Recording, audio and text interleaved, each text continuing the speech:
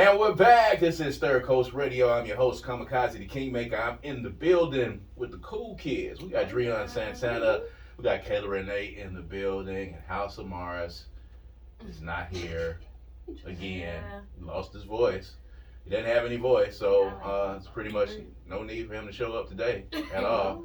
If you were at Vibe Fest on last weekend, you know, he was hosting on behalf of Third Coast Radio and representing us, and he lost his voice out there somewhere. So if you're in the Midtown area and you see his voice on the ground, pick it up and bring it back to him because he needs it and he doesn't have it. But anyway, as promised at the top of the show, we just heard about this gentleman a couple of weeks ago when we had Kamel King here in the studio in our Industry Insider segment, and he was telling us about this young producer who hasn't really even left his bedroom and has a lot of producer credits and is making a lot of noise in the producer game right now, man, and is looking to do some great things in the industry really soon. So we're going to introduce him to the world because y'all need to know that he exists, because we talk about all things independent music here on Third Coast Radio. So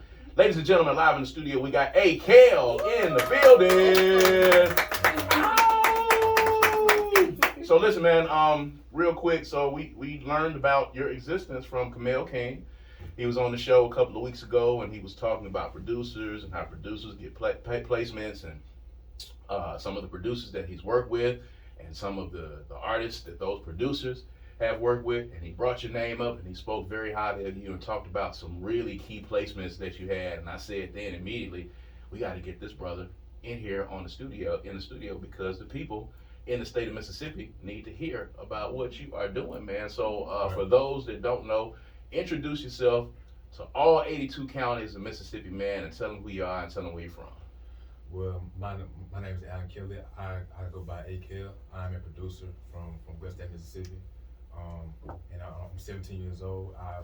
I've been blessed to produce for NBA YoungBoy, Rod Wave, Black Youngster, 42 Dugg, ESTG, and many others. And I'm planning to do more work. Fantastic.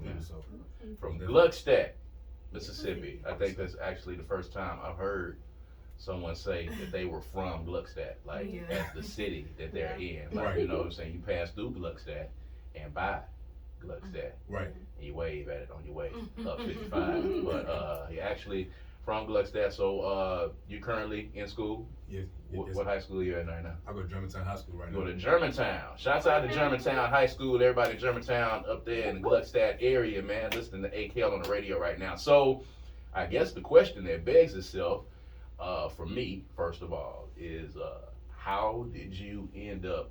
Let's talk about your very first placement. Right. So, how did that first placement come about? How did some of your music get into the hands of the first person out of those people that you just named? How did your music get into the hands of the first person that you worked with? My very first placement was actually Rod Wave, Thug Motivation, and so that song came out early 2020, early January, I believe. So, So how I got that, basically, it was a network through Instagram. One of the other co-producers named Trey Gilliam, shout out to him. He's out of Florida. Him and Rod Wave actually from the same city. Okay. And so I was on Instagram posting beats. Like I had just joined Instagram like that year, mid 2019. Okay. So June 2019. So I started posting and gaining more followers. And I want to say about around October, November, we actually made that beat about October, November, and in December I saw a snippet, and then January it released. Yeah, so wow, it just networking through Instagram, and just blew up from there, man. So Ride Wave was your first placement. My very first big placement. All right, so you one of the producers that's contributing to making people cry out here when they hear it. Yeah.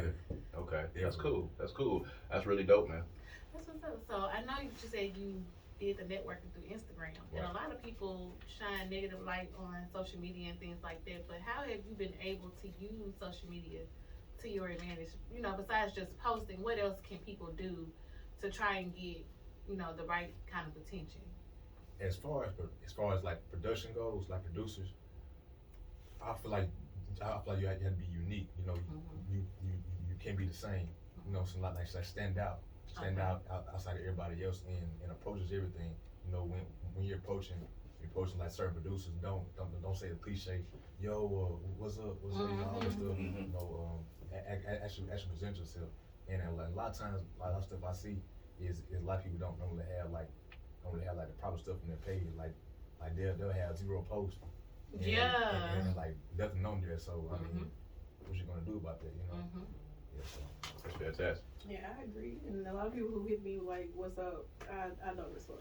Right. Because why are you coming to me like that? That's not how you gonna. If you're gonna approach yourself in the way you want to work with me, I want to know who you are. Know, hey, let's work. Right. I hate that. I'm glad you said that. That's really important. So that's a little tip for aspiring producers out there. Don't start your post with "What's up" and your DM with "What's up" or "Yo." Let's work. With like 12 O's on the end. So you know that's not gonna work as well. So let's talk about this NBA YoungBoy connection. How did your connection with NBA YoungBoy come about? Well, I first got into this group chat full of producers. Some of the names. Tay made it. He produced a lot of YoungBoy stuff. Hitman Audio. One of my friends produced named Spacely, and a lot of others who we all produced for YoungBoy. And so like this is before we even like had all those placements.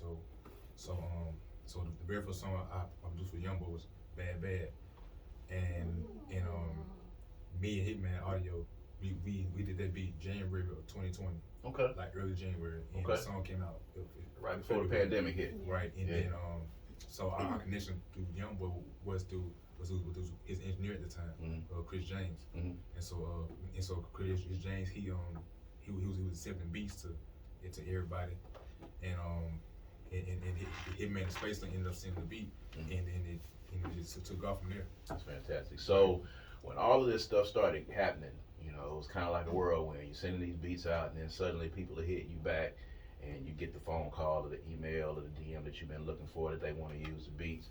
And this kind of being your first time, kind of having these kind of placements, what was your first thought at that time? What was your process when they said, okay, we want to use this beat? Did you immediately go out and contact Kamel? Did you immediately go out and look for a lawyer? What was your first thought process when the people were like, AKEL, we want to use this track? Well, at first I was in shock because I mean I know the beat was unique and it was usable, but I was in shock at first. But definitely, but I definitely wanted to get that song cleared, and yeah, it just took off from there. So you use a lot of samples in your work? Oh no, I try not to sample. Fantastic. But I do have one record that sample Rod Wave Ain't Mad at You. Okay. Yeah, but as far as sampling goes, I mean I don't sample often, but I mean for the most part, everything's all original. Me playing, and tweaking my own sounds. Do you play instruments? I play the trombone in band. I'm still learning how to play piano. I can play like certain stuff. I mean, but by ear, everything. Yeah, that's dope. So how is it, you know, at school these days? Are your friends aware of what you're doing? It's really crazy. It's real like 50-50. It's like some people are like still finding out. Like it never feels. I have somebody like every week approaching me, be like, hey, I heard you did so and so, and I'm like, yeah. And then even some teachers like still finding out about this. So, but for the most part, I mean, I don't really say anything about it, you know, because I mean I'm not that type of person. You know? Yeah. But mainly it's with other people, you know, just mention my name to other people and it goes off from there. And start buzzing. Right, it started buzzing like that. Yeah. Okay, well, I'm over here just taking in all the gems. Like I'm really amazed at your work ethic. Excuse me, at just 17 years old, and like you said, being in school still. So where do you see yourself taking out? Do you plan on going like the traditional route, or are you gonna just go full force with your music? I plan on going on the traditional route and probably going to community college because and definitely doing more sessions, like because I want to be more involved in it, physically. But like as far as like my plans in the future, I definitely want to start doing more sessions and traveling more, all this stuff. So Yeah, get your face out there. Right, get my face out there, because I mean, people kind of know the name, but they don't know me personally. So, and I feel like once I do that, like everything else will just take off from. I do have one more question. Right. Hey, are you in tune with Kid and what's going on with? Oh yeah. How can producers protect themselves? Like when you, let's just say you're working with an artist and right now they don't have a buzz, you know, and Right. then suddenly their song takes off. How can you protect yourself, you know, from when they sign? How are you able to protect yourself and your sound even when they sign to a major label? Well, you have a lawyer first. You gotta have a lawyer first, like to work everything out like that, and then two, have an agreement. You know, also have some type of agreement with the artist. In writing. Yeah, in writing. Absolutely. You gotta have it in writing. Gotta have it. Yeah, because you just never know, anything can pop off. Yeah. Especially with social media. Right. Yeah. So let me ask you this. You know, there's the thought, the stream of thought that, you know, you have to leave Mississippi to get the kind of placements that you're getting. Right. You know, a lot of people say, you know, you gotta move to Atlanta and you gotta camp outside the studios and you gotta go sit in the studio for hours with people and then hope that one day that they ask you to put your tracks on or let me check out your tracks. And, you know, you literally have been in Gluckstadt, Mississippi, going to Germantown High School, and you have gotten several, you know, almost in double-digit placements on, you know, some very big records. NBA YoungBoy is probably one of the biggest artists right now, YouTube streaming and all of that. And we're gonna talk about that in 1 second. But you've been able to do that from your home, you know, and not having done a lot of extensive traveling. So, you know, what would you say to the thought process? You know what I'm saying? And how did you think about it when you started doing beats? Did you feel like you were going to have to leave here to get these placements, or, you know, were you determined to just let your talent show? At first, I did think that, you know, definitely, because I mean, it's not that many artists that really come out of here like often. Mm-hmm. So I did think that at first, but it's definitely possible. Anything is possible. But as far as leaving Mississippi, I mean, in some ways it's beneficial. I can say that. But I mean, it's all about your approach. All about your approach and how you network. That's dope. Right. That's dope. Yeah. So, like you say, you work with a lot of different artists. Who are some artists that you plan on or would like to work with in the near future? I definitely someday wanna work with Lil Baby. Lil Baby. Yeah. I'm trying to tap into R&B. I've been doing like R&B like a lot more this year for some reason. But I'm definitely trying to tap into R&B and I'm trying to get in the pop world. But as far as artists, Lil Baby, it's so many more. Vito, the R&B singer. Basically, but Lil Baby is like number one on my list. It's coming. Yeah. It's coming. Yeah. I believe it. So I gotta ask you this last question before we get out of here. So, you know, you produced some pretty big records. Right. NBA YoungBoy. NBA YoungBoy is, like I said, he's probably the top YouTube and streaming artist that's out there.